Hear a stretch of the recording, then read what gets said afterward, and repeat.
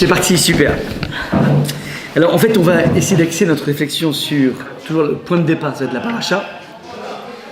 Et ce qu'on va essayer de réfléchir ensemble, c'est un moment assez crucial dans le tournant de la paracha. Vous vous rappelez en fait qu'il y a une histoire de famille qui va mal tourner.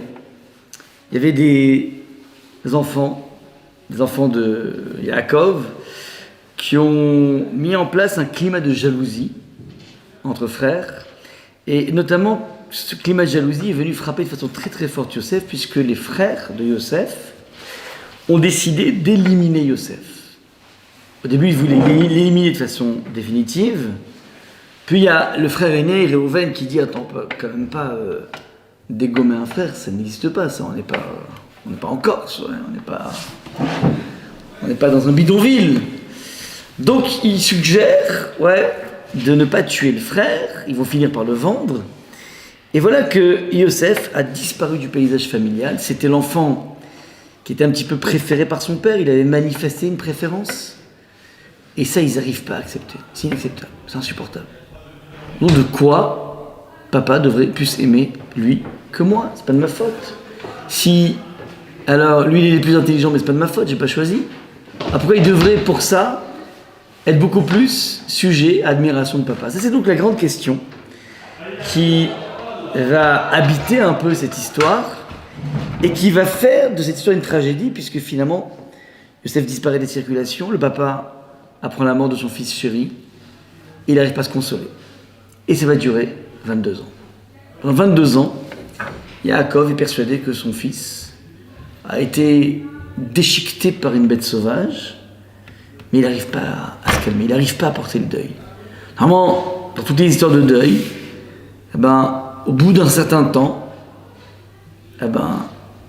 les personnes commencent un petit peu, non pas à oublier, mais à être un peu moins frappées à vif. Ouais, le temps répare énormément de choses.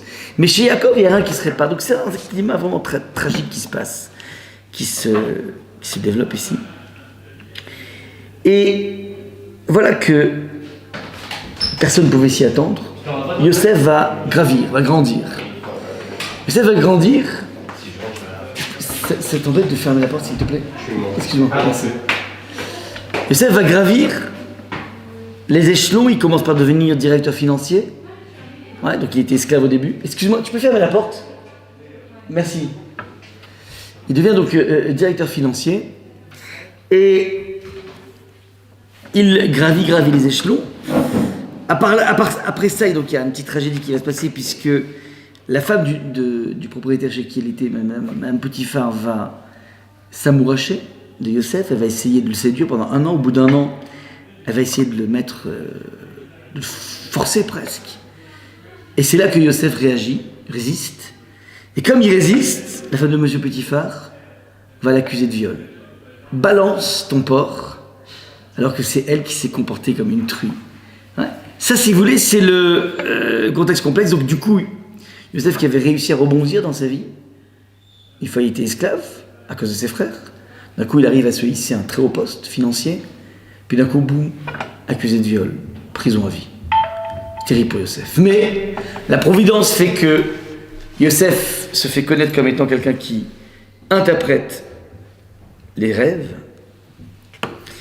Et le jour où Pharaon fait un rêve qui le perturbe au possible, qui le secoue, il n'arrive pas à trouver d'interprète, il n'arrive pas à trouver de marabout. Il y a un bonhomme, le mec, qui dit « Mais je me rappelle, j'étais en prison. Et on avait un marabout de folie. Et ce marabout, il m'a interprété de façon magnifique mon avenir. » À ce moment-là, ils disent, écoutez, on n'a qu'à le faire monter. Et ils font monter Yosef. Et il dit, voilà, il paraît que tu es un champion du monde pour l'interprétation des rêves. Il dit, non, moi je suis rien du tout, c'est le bon Dieu qui m'inspire. Ok, on va essayer. Pharaon déballe ses rêves, Yosef les interprète, et ça plaît à Pharaon. Et comme ça plaît à Pharaon, il dit à Yosef, tu sais quoi? Je te propose de devenir le Premier ministre, ministre des Finances, Premier ministre, pour gérer, donc, fameux rêve, 7 années d'abondance, 7 années de famine, Bonsoir. Ah, merci. Je prends le document toujours. Voilà. Il y a plusieurs. Donc je suis juste en train de rappeler un peu l'histoire incroyable de Yosef qui est passé d'une exécution immédiate, a priori par ses frères, à un statut d'esclave. Puis d'esclave, il est devenu directeur financier, vous savez, DAF, comme on dit aujourd'hui. Et une fois qu'il est devenu DAF, alors la vie devrait bien tourner pour lui, mais malheureusement, il est très beau, Yosef, il y a une femme qui craque sur lui. Elle va tout faire pour le séduire. Elle va draguer Yosef pendant 1 an. Au bout d'1 an, elle dit, c'est pas possible, il faut que je puisse en faire ma conquête. Elle met la patate, le paquet en termes de séduction. Elle essaie d'en venir à bout et Yosef résiste contre toute attente. Et une fois qu'elle voit qu'il résiste, elle va décider, comme on dit aujourd'hui, de balancer son porc. Ouais. C'est elle qui s'est comportée comme une truie, mais comme j'ai dit tout à l'heure, mais elle décide de l'accuser de viol alors qu'il n'a jamais commis quoi que ce soit. Et comme on la croit sur parole, il va écoper de la prison à vie. Ça, c'est ce qui se passe pour Yosef. Maintenant, Yosef, donc, a priori, c'est fini pour lui. Et puis, d'un coup, il va revivre encore une fois un rebondissement incroyable. Puisque Yosef se connaît dans la prison comme étant quelqu'un qui interprète les rêves. Et des années après, lorsque Pharaon n'arrive pas à interpréter un rêve, il demande à tous ses marabouts, à tous ses mages, à tous ses voyants. Et personne qui arrive à lui dire interpréter bien le rêve tel qu'il... Enfin, il n'arrive pas à sentir qu'il y a un lien entre l'interprétation et le rêve, donc il ne sait pas ça, c'est pas ça. Et il est tellement perturbé qu'il y a une des personnes de sa cour qui lui dit, mais moi je me rappelle une fois j'étais en tôle, il y avait là-bas un marabout, un truc de ouf quoi. Il fait ligne de la main, mais ce qu'il te dit, ça se passe. Il dit bon, on n'a qu'à essayer, faites-le sortir, donc il faut sortir le prisonnier, accusé de viol, ouais, qui est pris pour perpétuité. Et puis Yosef, donc c'est Yosef qui se présente devant Pharaon. Et Pharaon lui dit, voilà, j'ai rêvé ça et ça. Et c'est un rêve qui est venu à 2 reprises. Qu'est-ce que t'en penses? Et il dit, bah voilà, c'est très simple, ton rêve, il se résume à ça. 7 vaches grasses correspondent à 7 années d'opulence. Et 7 vaches maigres qui vont venir manger les vaches grosses, qui vont phagocyter les vaches grosses, correspondent à 7 années de famine, qui vont succéder aux 7 années d'opulence. Et si tu vois que les vaches maigres viennent phagocyter les vaches grosses, c'est juste pour te signifier que la famine sera tellement intense qu'on en oubliera les belles années d'abondance. Ça, c'est donc ce que Yosef va dire à Pharaon. Et il rajoute Yosef, mais tu sais quoi? Si c'est comme ça, moi je te conseille, pendant les années d'opulence, de mettre un maximum de fric de côté, d'engranger, de façon à ce que lorsqu'arrivent les années de famine, on ait suffisamment de réserves pour pouvoir alimenter la terre d'Égypte. Et c'est un conseil hyper judicieux qui fait dire à Pharaon, mais tu sais quoi? Chiche, tu veux pas devenir Premier ministre? Et ça fait dit, why not?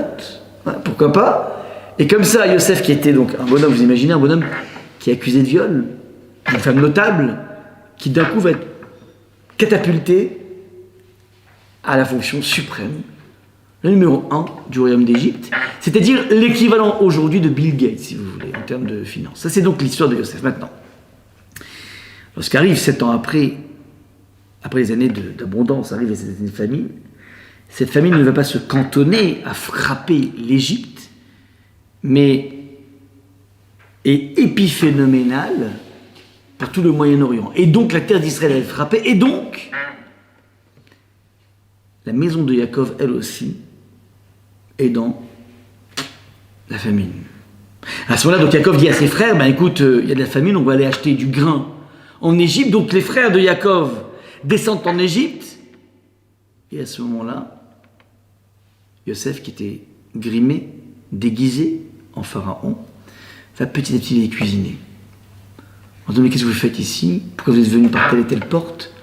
Vous semblez être des espions? Mais non, pas du tout. Ouais. Prouvez-moi que vous n'êtes pas des espions. Moi, je suis prêt à vous donner de l'argent. Enfin, je suis prêt à vous donner du blé, mais contre l'argent. Mais prouvez-moi que vous n'êtes pas venus ici pour conquérir la terre. Bref, climat de suspicion. Et ils ne savent pas que c'est Yosef qui monte un stratagème qui amène je la fais vite, au bout du compte, a obligé les frères à laisser un frère sur place, Shimon. Et il ne libérera Shimon, enfin le roi d'Égypte, ne libérera Shimon qu'à partir du moment où les frères viendront amener en Égypte son petit frère Binyamin. Binyamin qui est resté auprès de son père, Binyamin qui est le seul vestige a priori de sa femme tellement aimée, Rachel, qui est elle aussi morte en couche. Donc il n'a plus de Rachel que Binyamin. Et Yehuda va voir son père en disant: papa, regarde, c'est très simple. Si tu veux qu'on ait de quoi manger, si tu veux qu'on récupère Shimon, il y a un gage, il faut ramener Binyamin. À ce moment-là, le père obtempère, comme un père il obtempère, il envoie Binyamin, et à ce moment-là, a priori, on a un happy end. Il arrive Binyamin, Yosef donne tout ce qu'il faut pour pouvoir manger, et à ce moment-là, les frères repartent donc avec les ânes, les chameaux, les chevaux, plein de victuailles, plein de quoi mourir, de quoi se nourrir. Ils repartent et puis d'un coup, 2 ou 3 kilomètres après leur échappée, d'un coup on entend des bruits de cavalerie. Les soldats de Yosef viennent en disant: arrêtez-vous là. Depuis votre départ, on a perdu la coupe, une sorte de coupe en or, qui permettait à Pharaon, Yosef, qui permettait à Yosef de faire de la divination, une sorte d'objet de magie. Et elle était là jusqu'avant que vous veniez. Une fois que vous êtes parti, elle n'est plus là, donc après vous l'avez volée. Les frères sont tellement propres et tellement sûrs de eux qu'ils disent: je jure, nous jurons que nous n'avons rien fait, vous pouvez inspecter, allez, fouillez-nous. Et on les fouille. Reuven, Shimon, on fouille tout le monde. Rien du tout. Jusqu'au moment où on arrive à Binyamin, et d'un coup on trouve dans les affaires de Binyamin la coupe. Le bandit, il a volé. Les frères se retournent. Ils disent: Binyamin, t'as fait ça? Mais j'ai jamais fait ça. C'est un piège. Ouais, c'est un piège quand même. Ah non, c'est pas possible là. Bon. Yosef il dit: écoutez, je vais être très gentil, je devrais vous exterminer tous. Ce que je vais faire, je vais être sympa. Je vous laisse libre, vous, les frères, et je prends Binyamin en gage. Voilà comment se commence la paracha de Vayigash. Et Yehuda va venir maintenant se battre avec Yosef en disant: je peux pas te laisser Binyamin. Si tu veux, tu me prends moi, mais Binyamin, je suis obligé de le ramener à mon père. Et il va tellement insister, Yehuda, et Yosef résiste, et il insiste, qu'au bout d'un moment, Yehuda supplie Yosef: je t'en supplie, prends-moi moi, je serai esclave éternel à ton égard, mais tu laisses tranquille Binyamin. Yosef voit que son frère est tellement déterminé qu'il décide à ce moment-là de lever le masque, d'exploser en sanglots et de dire: c'est bon, j'ai compris. Vous êtes capables d'être des frères. Ce que vous n'avez pas fait avec moi, Yosef, je suis Yosef. Ce que vous n'avez pas réussi à faire à l'époque en vous portant garant de ma vie, en ayant raconté ces bobards à papa, vous êtes maintenant capable, vous avez fait tchouva. Vous vous êtes repris par rapport à ça, et vous êtes capable, je vois en toi, Yehuda, la capacité à assumer l'existence de notre frère, même si c'est le frère d'une autre femme, et qu'il y a eu tellement de problèmes de scission, je pense que le shalom a été mis en place maintenant. Ça veut dire: c'est moi, Yosef. Donc les frères prennent conscience qu'en fait c'était tout un scénario qui a été monté. Ils ont extrêmement peur de la vengeance de leur frère. Et à ce moment-là précis, Yosef leur dit: vous inquiétez pas, retournez auprès de papa, rassurez papa, et dites-lui surtout que Od Yosef Rai, que Yosef est encore vivant. Ça, c'est le contexte de la paracha de Vayigash qu'on va lire ce Shabbat maintenant. Je voudrais m'attarder. Regardez le document que vous avez sous les yeux. Ouais. Je voudrais m'attarder maintenant au moment tellement magnifique, exquis, où les frères vont venir annoncer au papa: tu sais papa, ça fait 22 ans que tu vis avec cette information que Yosef a été déchiqueté par une bête sauvage. C'est le pipeau qu'on t'a raconté. En fait, la vérité, c'est qu'il n'a jamais été déchiqueté par une bête sauvage. Et tu sais quoi, encore mieux? Papa est encore vivant. Ils ont mission, les frères, d'annoncer à Yaakov, ton fils Yosef, que tu pleures depuis 22 ans, est en fin de compte vivant en chair et en os. Ça, c'est un message qui est tellement dangereux au niveau cardiaque qu'ils vont envoyer la fille de Hacher, un des frères, qui était une harpiste. Et donc, elle va venir, Sarah, elle s'appelle Sarah Bat Hacher, j'ai une fille qui s'appelle Sarah d'ailleurs, et qui va venir avec une harpe et commencer à chanter à côté de son grand-père. Oh Yosef Rai, oh Yosef Rai, Yosef est encore vivant, une sorte de mélodie. Pour commencer de façon subliminale à préparer le terrain pour ne pas que le choc soit trop immense de Yaakov. Et donc on va petit peu préparer le terrain pour qu'au bout d'un moment les frères arrivent. Regardez le verset. Ouais. Vaïdeberu Elav, regardez le verset numéro 27, donc c'est le dernier des versets qui est sous vos yeux. Vaïdeberu Elav et kol divrei Yosef, asher diber alehem. Les frères donc vont raconter le scoop incroyable, ouais, et de ce qui s'est passé et comment ils ont été otages de Yosef, mais qu'en fin de compte, ce personnage tellement méchant était en fait un personnage déguisé. C'était Yosef qui s'était déguisé, mais Yosef est gentil. Et voilà, puis ils vont raconter tout ce qui s'est passé. Et nous dit le texte, alors juste avant ce verset, excusez-moi, les frères sont venus et ils se sont dit, voilà, Od Yosef Rai. Papa, il faut qu'on te dise quelque chose d'important. Assis-toi. Od Yosef Rai. Yosef est encore vivant. Ok. Maintenant, les réactions de Yaakov. À votre avis, c'est quoi la réaction de Yaakov? Il n'y croit pas. Il n'y croit pas. C'est marqué dans la Torah, il n'y croit pas. À ce moment-là, nous dit le texte, va Vaïdeberu Elav, donc ils vont lui dire, ils vont raconter tout ce qui s'est passé. Vayaret Hagalot, nous dit le texte. Yaakov va voir les voitures, c'est donc toutes ces charrettes qui ont été envoyées par Yosef, Asher Shalach Yosef la cette auto, que Yosef avait envoyé pour l'emmener. À ce moment-là, la vie revint au cœur de Yaakov, leur père. Donc je répète. Les frères arrivent en disant, j'ai un scoop incroyable à te dire, papa. C'est du pipeau l'histoire de la bête sauvage. Yosef est encore vivant. Réponse de Yaakov, je crois pas. Frère vient dire, oui, et d'ailleurs, tu sais quoi? Il nous a donné des charrettes, des galottes, plein de charrettes avec plein de victuailles, ouais, de la farine, du blé, à ce moment-là, Yaakov dit, ah ouais, ah, c'est bon, ok, alors, il est vivant. Je veux qu'on analyse juste maintenant ce passage de la non-croyance de Yaakov à la croyance de Yaakov. Qu'est-ce qui s'est passé? Donc je répète. Première étape, les frères arrivent et disent, oh Yosef Rai. Yosef est non seulement vivant, mais en plus il est le numéro 1 d'Égypte. Réponse de Yaakov, je ne vous crois pas. Il faut comprendre pourquoi il ne croit pas. À votre avis, pourquoi il ne croit pas? Parce que pour lui, il était mort, c'était trop dur. Trop dur. Mais une fois que les enfants arrivent, c'est pas un canular. C'est pas un poisson d'avril. Ils vont pas le persécuter en disant papa, tu sais quoi, Yosef est vivant. Non, je rigole, je blague. Laisse béton, il est mort. Ouais. Vous imaginez un petit peu, c'est pas des cruels. Ouais. Donc s'ils disent, c'est qu'ils disent. Après, tu crois pas. Tu peux dire, c'était dur. Tu peux dire qu'il a une tachycardie. Ça t'a le droit de dire ça. Mais le texte dit non, il n'y croit pas. Je ne crois pas. Alors quoi, tu penses qu'ils te font une blague? C'est quoi ce délire? Ça suffit pas qu'ils les aient pipotés, ils vont en plus rajouter encore plus. C'est quoi? C'est des diables? Ça, c'est la première question à poser. La deuxième question, c'est que une fois quand les frères lui insistent en disant, mais tu sais quoi?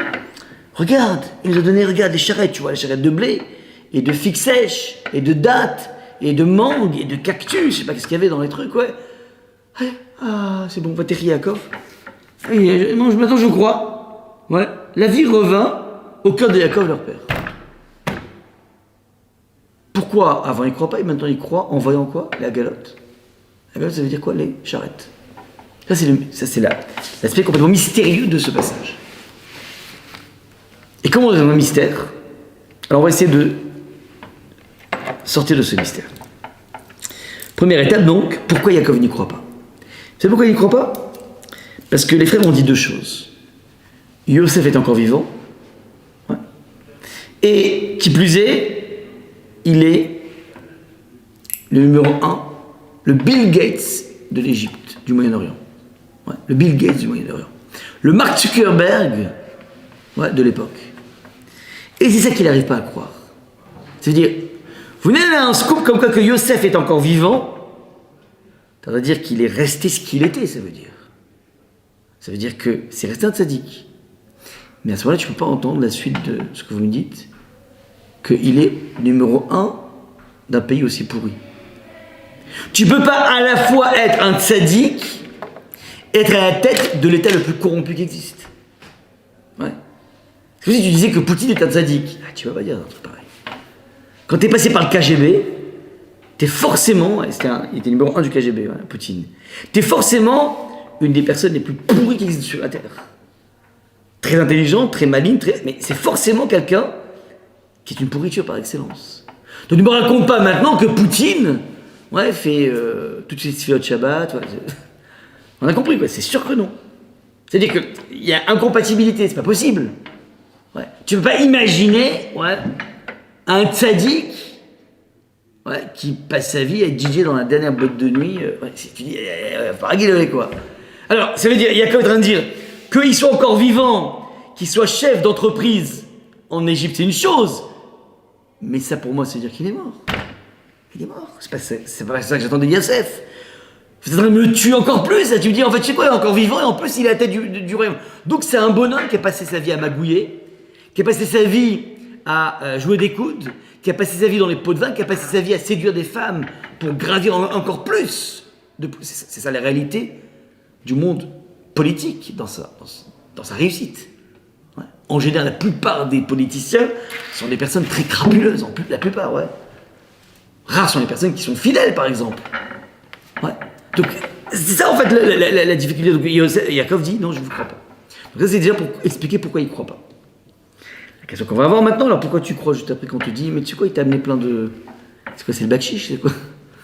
On t'achète avec des charrettes, c'est quoi l'idée? En quoi la vision des charrettes pleines de victuailles vont faire dire à Yaakov, ah non, peut-être quelque chose d'intéressant ici. On peut à la fois être à la tête d'un état crapuleux et être resté tzaddik. C'est la réponse à cet amalgame impossible. Pardon. Je prends un verre d'eau.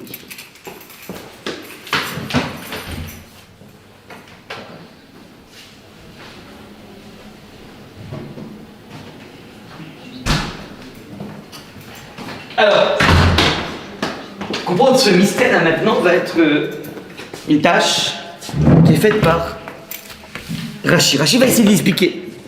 Je vous ai mis donc en bleu le Rashi, vous voyez donc le dernier verset du document. Et il va donc explorer, en fait, si vous voulez, l'idée que la vision des charrettes, des agalotes, est une preuve du fait que Yosef est resté ancré dans sa vertu, ancré dans sa droiture, ancré dans sa noblesse. Nous dit Rashi, regardez, Yosef leur avait donné un signe. Yosef leur a donné une sorte de message secret, un signe. Lorsqu'il avait été séparé de son père, donc la dernière image que Yosef a eue de son père, il était occupé à étudier le passage de la Torah relatif à la génisse. Il étudiait une partie de la Torah qui s'appelle la Egla Arufa. On va expliquer de quoi il s'agit. La génisse dont on brise la nuque. La génisse, en fait, c'est une sorte de petit veau, au féminin, donc c'est une génisse. Et cette génisse est un animal qui va être utilisé comme sacrifice. Et c'est la dernière chose que Yosef a partagée dans son étude avec son papa. La dernière leçon de papa toraïque, c'était ça. En explication d'un mode dont l'auteur n'a pas été identifié. Aussi, le texte spécifie-t-il, il vit les voitures, il a vu les agalotes. Alors, attention, fais attention à l'hébreu.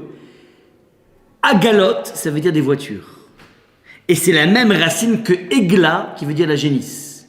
Agalote, c'est le pluriel de Egla. En fait, en d'autres termes, génisse se dit Egla, et charrette se dit aussi Egla. Et donc, lorsque Yaakov a vu les agalotes, les charrettes, il s'est dit, et attention, les frères ont dit, Yosef est encore vivant, tu n'y crois pas, ok, mais il nous a dit de te spécifier qu'il t'envoie pour toi des agalotes, des charrettes. Et là, d'un coup, Yaakov il dit, ok, c'est bon, bingo. Pourquoi? Parce que, nous dit Rashi, parce qu'en envoyant des charrettes qui se dit Agalote, Agalote c'est aussi Egla, le dernier passage que Yaakov a étudié avec Yosef. Et donc il y aurait ici une sorte de message secret, un message subliminal. Papa, tu sais quoi? J'ai pas oublié la dernière leçon qu'on a apprise ensemble, que Yosef avait envoyée et non que Pharaon avait envoyée. Et donc, tu peux me faire confiance. Je sais pertinemment que lorsque tu vas apprendre le scoop que je suis roi d'Égypte, tu vas pas croire que je suis resté vertueux, noble, mais tu vois la preuve que je suis vertueux. C'est que je t'envoie ici une sorte de message secret. Papa, j'ai pas oublié la dernière leçon qu'on a eue ensemble. Donc voilà un petit peu, si vous voulez, le mystère qui est tenté d'être élucidé par Rashi. Est-ce qu'on est clair jusque-là ou pas? Alors je reprends donc les étapes du raisonnement. Première des choses, les frères viennent dire, Yosef est encore vivant, il dirige l'Égypte. Le père dit, je ne peux pas vous croire. Alors c'est plus Yosef. Ouais, c'est un Yosef qui s'est finalement complètement désagrégé au niveau spirituel. Les frères disent, non papa, attends 2 secondes, il nous a aussi dit de te dire qu'il t'envoie des agalotes. Et là donc, il dit, agalote, Egla, la génisse. Waouh, c'est le dernier étude que j'ai faite avec mon fils. Donc il m'envoie un message comme quoi, papa, j'ai pas oublié. Ouh, ça fait plaisir. Donc oui, Yosef peut être quelqu'un qui est resté vertueux. Est-ce que ça vous va au niveau de la démonstration? Où est le bug? Il y a un bug ici. Logique.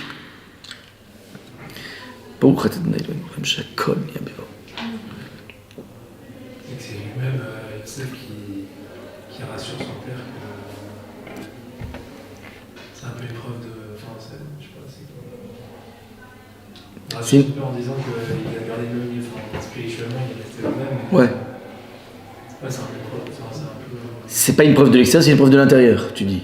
Non, c'est. Ouais, c'est un peu d'orgueil, pas dire d'orgueil, mais non. C'est une garantie qui est donnée par. Ok, il donne une garantie. La question qu'il faut se poser, à votre avis, c'est quoi le problème ici? Il y a un problème logique ici. Il se rappelle ce qu'il a étudié, mais ça veut pas dire qu'il est toujours comme ça maintenant. Exactement. Le souvenir du dernier moment avec ton papa, ouais, ne veut pas dire que tu es resté sur le même niveau. J'ose imaginer que tous les mafiosos qui ont eu peut-être un passé dans leur vie au catéchisme se rappellent parfaitement de leur leçon du catéchisme. Et je peux imaginer parfaitement que il y avait comme ça à Marseille des proxénètes juifs, ouais, qui ont passé du temps dans les baumettes. On en connaissait un d'ailleurs à Kippour, il venait régulièrement. Et il y a toujours une question, est-ce qu'on pouvait accepter ses dons? C'était un bonhomme qui était riche, mais il était proxénète, ouais. Et alors, ce bonhomme-là, donc dans la vie, c'est moche qu'il fait, ouais. Mais c'est un bonhomme, tu lui dis, Ashrei, je veux être il te répond, Odialou Chassela.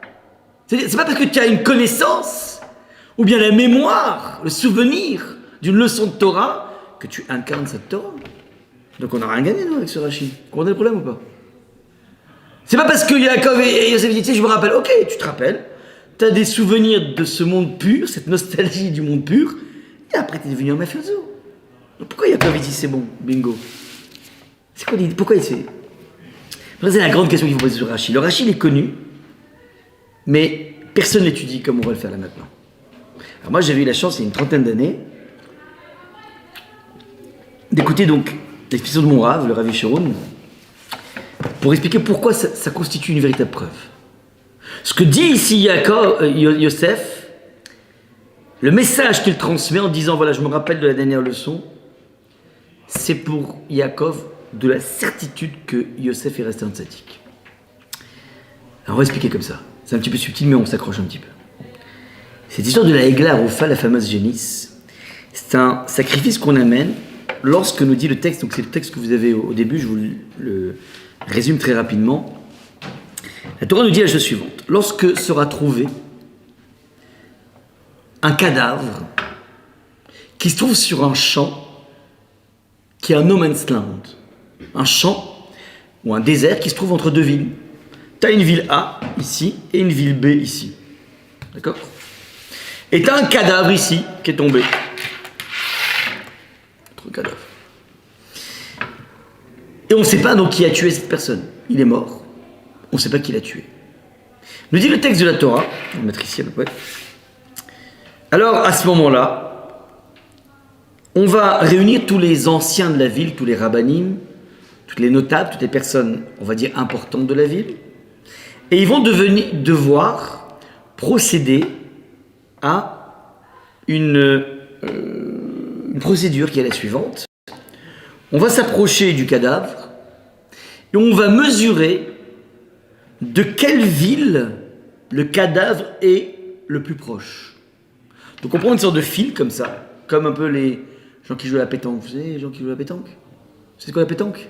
Ouais, on veut savoir la boule, la proximité de la boule, la plus grande proximité de la boule à côté du cochonnet. Ouais, c'est le principe de la pétanque. Bon, les Marseillais, tant pis pour vous, hein, si vous ne connaissez pas ça. Bon.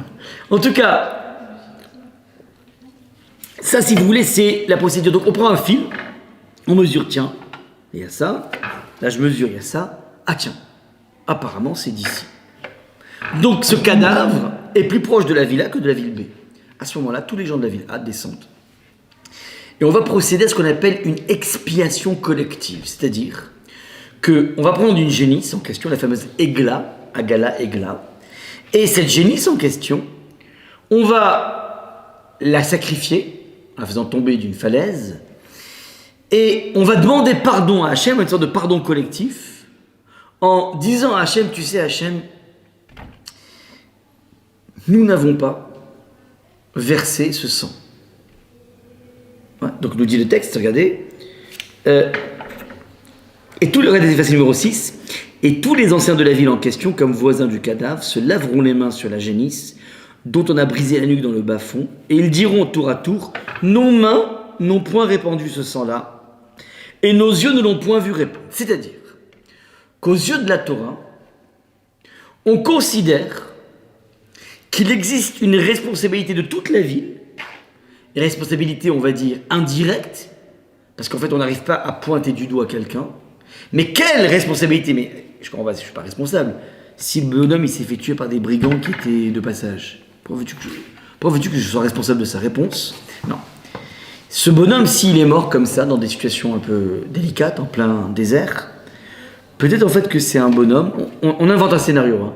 C'est un bonhomme qui a été très mal indiqué par où il fallait passer. Donc il est venu de la ville A, donc s'il est proche de la ville A, c'est qu'on dit qu'a priori il vient de la ville A. Dans cette ville A, il a certainement été mal raccompagné, on ne lui a pas donné suffisamment de vivres, d'eau et de quoi manger, pour pouvoir se battre s'il y a des brigands. Donc, et on ne lui a pas donné la bonne direction à prendre, c'est on ne lui a pas dit, fais attention, il y a un chemin à droite qui est très dangereux, prends plutôt à gauche, et on ne lui a pas donné suffisamment de vivres, il n'y a pas eu suffisamment de vivres. Et donc, on considère que finalement, c'est un peu la responsabilité de la ville. Ouais. Et comme c'est la responsabilité indirecte de la ville, chacun va venir expier la chose. Ok, expier en disant, voilà, ben c'est pas nous qui avons versé ça, on demande pardon. Sous-entendu, on a envie de se sentir sensible par rapport à ça. C'est-à-dire, apparemment, il y a un problème dans cette ville. C'est dans cette ville, n'est pas suffisamment respectée la mitzvah de raccompagner un invité. Vous savez, il y a une mitzvah dans la Torah qui s'appelle raccompagner un invité. Tu as reçu un invité chez toi, tu es censé le raccompagner, faire au moins 2 mètres après le seuil de ta porte pour l'accompagner. Tu ne peux pas, si tu veux, lui dire, bah écoute, ciao, au revoir, et il s'en va tout seul. Non, tu dois l'accompagner. On va expliquer pourquoi. Maintenant, apparemment, on considère que dans cette ville, on n'a pas bien respecté ça, je ne sais pas qui. Et donc, chacun va essayer de l'expliquer en disant, voilà, je demande pardon, Hachem, je serai dorénavant plus sensible aux personnes que je reçois chez moi pour mieux les raccompagner. Ça, c'est ce qui se passe ici. Maintenant, ça, c'est la mitzvah en question. Et c'est la dernière chose que Yosef a apprise. Maintenant.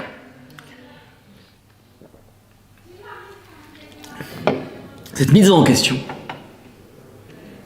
quand tu regardes le déroulé de la Torah, elle est exactement placée, positionnée entre 2 épisodes de guerre. C'est-à-dire, il y a dans la Torah une mitzvah de faire la guerre, c'est-à-dire, lorsque tu rentres en Israël, tu proposes aux personnes qui habitent en Israël de, on va dire, se accepter la Torah. Et au cas où ils refusent, alors on doit les faire sortir parce que la terre d'Israël ne supporte pas l'idolâtrie. Donc il y a une paracha dans la Torah qui consiste à faire la guerre. Maintenant, ce passage de la Egla Rufa, donc de cette génisse, qui va être envoyée comme expiation d'un cadavre en plein milieu, se trouve entre deux passages qui parlent de la guerre. Avant ce passage et après. Et cette façon de mettre ce passage en sandwich avec deux passages qui parlent de la guerre nous oblige à essayer de regarder le déroulé d'un individu qui hier était à la guerre et dans le champ de bataille il a dû malheureusement faire son boulot de soldat, c'est-à-dire dégommer un maximum de personnes, utiliser sa mitraillette, sa kalachnikov, et ça c'est le boulot des soldats. Et puis d'un coup il a une journée de perme, il rentre tranquillement dans son village, et demain il repartira à la guerre. Et voilà que cette personne qui a quitté le champ de bataille hier, qui arrive aujourd'hui dans sa maison, d'un coup, dans son village, qu'est-ce qu'il voit? Il voit plein de gens comme ça. Une nuée de personnes, des rabbinim, des trucs, qui sont là, dans un champ. Il dit, mais qu'est-ce que vous faites ici? Ah ben tu sais quoi, il y a eu un mort, un cadavre. Et alors? Eh ben, ce cadavre, on ne sait pas de qui il est mort. Et donc, on est en train de chacun essayer d'expier la faute par rapport à ça. Et le bonhomme est censé lui aussi participer puisqu'il fait partie de ce village. Il est en perme là maintenant. Et demain, cette même personne va aller sur le champ de bataille et dégommer des tonnes de personnes. Et donc il y a ici quelque chose d'extrêmement paradoxal. C'est un bonhomme qui était dans un mécanisme de la mort et il était partie prenante de ce mécanisme puisqu'il passait son temps à tuer des personnes en tant que soldat. Puis d'un coup, il lui demande, tu sais quoi, il y a eu un mort ici. Alors il pourrait regarder ça de façon très cynique. Un mort. Tout ce folklore pour un mort. Mais moi, hier, j'en ai fait par dizaines des morts. Et demain, j'en ferai par dizaines. Donc, depuis quand? Comment? En tout cas, en fait, si vous voulez, c'est la question implicite que le texte de la Torah veut nous poser. Comment un individu comme ça peut vivre de façon sérieuse cette mitzvah de la génisse, sachant qu'il est dans un univers où la mort est sa denrée quotidienne. C'est-à-dire qu'en fait, la question qui est posée, et c'est là qu'on arrête, si vous voulez, la subtilité, la question qui est posée par ce texte est la suivante. Comment dans la vie, lorsque tu vis des moments extrêmes de façon régulière, comme un soldat, c'est pas la vie de tuer du matin au soir, c'est la vie d'un soldat. Donc, comment cet individu peut, de façon honnête, franche, sincère, développer un respect d'un cadavre alors qu'il en fait des dizaines. Il en a fait des dizaines, il en fera demain des dizaines. En d'autres termes, comment dans la vie tu peux garder la sensibilité à la vie lorsque tu es dans un univers qui bafoue tellement la vie? C'est la question qui est posée par cette mitzvah. Cette mitzvah, donc, c'est du fait que cette mitzvah est placée en sandwich entre deux épisodes de guerre ultime que la Torah est en train de te faire réfléchir à cette notion suivante. Comment tu peux dans la vie garder le cap lorsque tu es dans un monde complètement étranger à toi? Comment tu peux garder le cap? C'est la question qui est posée ici. Parce qu'en fait, le titre que j'ai donné, c'est comment résister à l'assimilation. C'est quoi l'assimilation? C'est, si vous voulez, de fait, la dérive d'un individu qui est presque programmé, lorsque trop entouré d'individus qui vivent aux antipodes de la Torah, qui vivent totalement à rebours de la Torah, fait que tôt ou tard ça doit déteindre sur lui.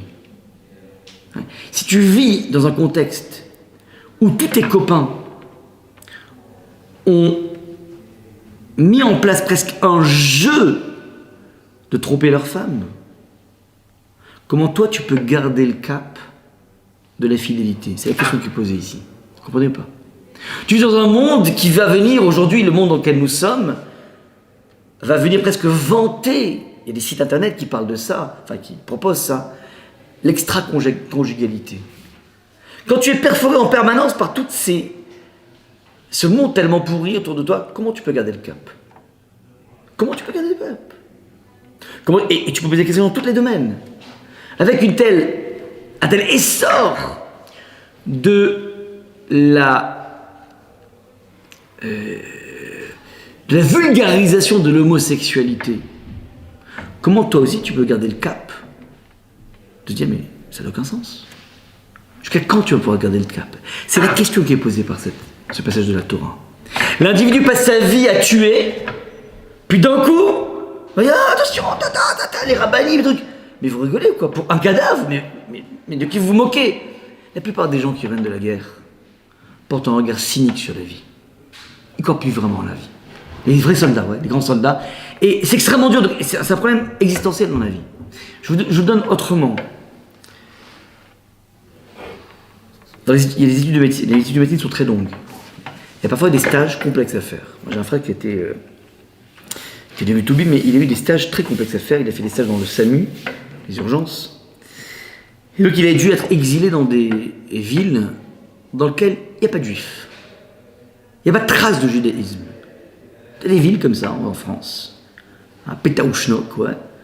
T'as 2 églises, 3 boulangeries, pas un juif, rien. Pas une synagogue, rien. Ouais. Dans des villes pareilles, c'est extrêmement dur de rester soi-même. De façon générale, d'ailleurs, tous les étudiants en médecine, ouais, ils ont beau être, dans leurs idéaux, très attachés à la cacheroute, très attachés à Shabbat et tout ça, mais si tu restes trop longtemps dans un bain qui est tellement sans Torah, sans judaïsme, tôt ou tard, les gens commencent un petit peu à lâcher du lest. Au niveau cacheroute, bon, pas grave. Au niveau Shabbat, on gratte. Ouais, on gratte. Ouais, on gratte, parce qu'il n'y a pas le choix. Parce que c'est compliqué, parce que beaucoup de choses, ouais. Et là, il y a 2 attitudes possibles au niveau de la mentalité de l'individu. Soit quand il craque, il se dit la chose suivante: c'est dur de craquer là. Ça me fait mal. C'est pas moi ça, je me retrouve pas. Comme c'est dur, comme c'est dur. Cette personne-là, le jour où tu le mets dans un bain plus facile, comme Paris par exemple, Marseille, des grandes villes, ouais, celui-là, dès qu'il va quitter ce stage, boum, il revient à la norme. Ouais, j'ai craqué, c'est vrai, mais c'était tellement dur, j'ai pas réussi, ouais. C'était compliqué, j'arrive pas, c'est insupportable, mais je m'en veux, ouais. Cette personne, tu le remets dans un bon bain, c'est tranquille, il est sauvé, il sera sauvé, ouais. T'as une autre façon de craquer. De se dire, bon, qui me dit que finalement, c'est pas des rabbins qui ont inventé tout ça? Les cacheroutes, ouais. Qui me dit que non, ouais. Et qui me dit, et Shabbat, si tu commences à toucher aux édifices, cette personne-là, il est foutu.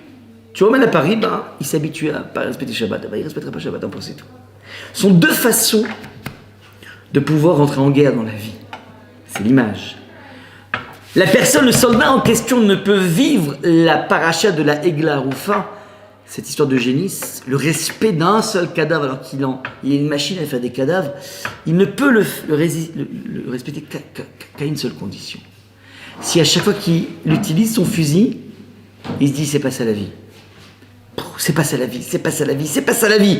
Il faut qu'il se répète en permanence, je suis dans une exception de vie. C'est pas ça qui me définit. Je suis dans un moment qui est aussi une mitzvah, mais que je souhaite à personne. Vous comprenez l'idée ou pas? Je souhaite à personne de faire ce type de mitzvot, parce qu'elle te détruit l'individu. Et donc s'il a cette conscience permanente, le lendemain où il arrive, comme il a passé son temps à cultiver les valeurs de la vie, cette personne, exclusivement cette personne, peut, oui, donner du poids à ce cérémonial. Sinon, ça peut être que de la religion ou du folklore. Pas quelque chose de vrai, vous comprenez? Mais sinon, il ne peut pas. On en revient maintenant à Yosef. Yosef sait pertinemment que lorsque les frères vont lui dire « Tu connais pas le scoop? Non seulement il est vivant, mais en plus, il est roi d'Égypte, on est sauvé !» Il sait très bien que le père va dire « Ah non, on n'est pas sauvé. » Ah, vous m'annoncez qu'en fait, il est mort. Parce que qu'il soit vivant physiquement, j'en ai rien à faire. Qu'il soit chef d'entreprise, j'en ai rien à faire. C'est-à-dire que Yosef, la vertu de Yosef, il n'y a plus ça. Réponse des frères, non, papa, regarde, le message qu'il nous donne, c'est qu'en fait, il te transmet des agalotes. Agalotes, ça veut dire des charrettes. Ah, ok, c'est bon. C'est quoi c'est bon, ça veut dire? Yosef est en train de dire à son père, papa, je sais pertinemment que tu ne pourras pas me croire, que je suis resté moi-même, dans un univers tellement étranger. Papa, je t'envoie un message. C'est justement la dernière leçon qu'on a apprise ensemble, c'est la leçon de la génisse en question. Et qu'est-ce qu'elle dit, papa, cette leçon? Elle dit qu'un individu peut, oui, partir en guerre, être dans une aberration de la vie et garder encore le sens de la vie. Ça, c'est le sens profond de la mitzvah. Papa, il en est de même pour moi. Je suis ce soldat que la Torah décrit. Papa, je t'envoie des agalotes, des charrettes qui veulent dire des génisses pour te dire que papa, j'ai réussi. Dans un monde complètement étranger à moi-même, j'ai réussi à rester moi-même. J'ai compris le message de la Egla Arufa. Et papa, je suis en train de te dire, sache une chose, les tentations étaient là, t'as raison. Il y a une femme extrêmement belle, extrêmement riche, qui a tout fait pour me faire succomber. Elle a mis 1 an de drague, pas l'histoire d'une soirée, 1 an de drague. Papa, le message de la Egla Arufa, je l'ai compris. Et grâce à ça, j'ai résisté. Ça, c'est le message que Yosef transmet à son père. Ça, c'est le message que je voulais vous véhiculer, que j'ai entendu de mon maître. Pour garder le cap dans la vie, faut systématiquement s'accrocher à la vie et pas à la mort. C'est quoi la vie? C'est la vie qui est portée par des gens qui s'y attachent à fond. Faut systématiquement avoir les bonnes fréquentations dans la vie. Les bonnes fréquentations sont les personnes que tu côtoies, qui ne sont pas forcément extérieurement des grands religieux ou je ne sais quoi, mais que quand tu les côtoies, tu as envie d'être quelqu'un un peu mieux, de dévoiler quelque chose de mieux en toi. Quand tu es à côté d'individus qui te donnent envie d'être un peu mieux que ce que tu es, ou de dévoiler des choses que tu as à l'intérieur de toi, mais que tu as la paresse de développer, sont ces personnes que tu dois fréquenter en permanence. Et inversement, quand tu es autour d'individus qui te tirent vers le bas, qui font que d'un coup, tu fais des choses et tu te reconnais plus là-dedans, mais bon, c'est comme ça, on était ensemble, c'était le trip. On s'est fait un trip. Ouais. Alors, c'est ces personnes qu'il faut que tu essayes petit à petit de fuir. C'est ça, en fait, l'intelligence de Yosef.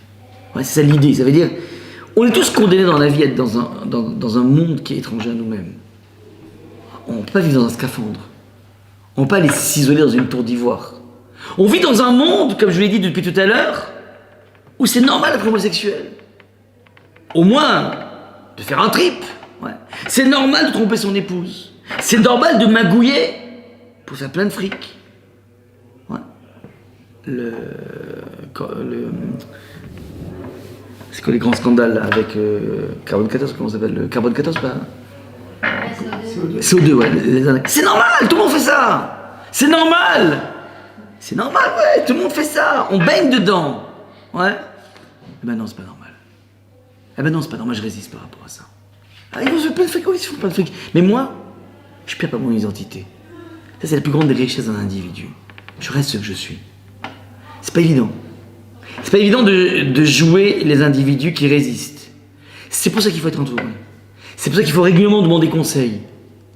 Est-ce que là, je suis pas en train de déraper? Mais c'est en fait l'idée essentielle qui est véhiculée par ce texte. Yosef dit à son papa, tu sais, papa, t'inquiète. Egla à galote, j'ai tout pigé là-dedans.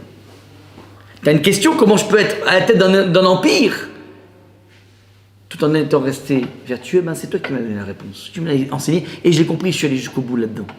Tu peux être tranquille à ce moment-là. Waouh, mon fils, Yosef, c'est un tzaddik. C'est ce qui s'est passé ici. Ça marche.